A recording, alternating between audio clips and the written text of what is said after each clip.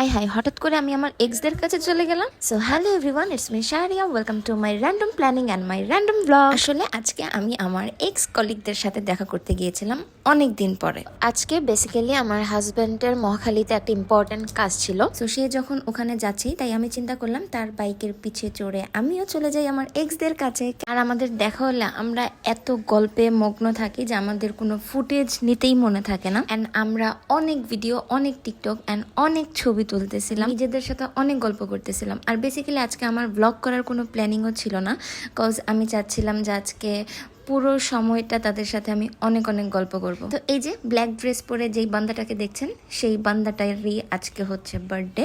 So আমরা তারই basically birthday celebrate করার জন্য চলে গিয়েছিলাম। বিয়া কর তাড়াতাড়ি, বুঝছো? ঠিক বয়সে বিয়া করলে আমার সমানের একটা মাইয়া থাকবে। যাই হোক, চলো, ওর সাথে এইসব পেঁচাল পাইরে কোনো লাভ নাই, আমরা বার্থডেটাই সেলিব্রেট করি।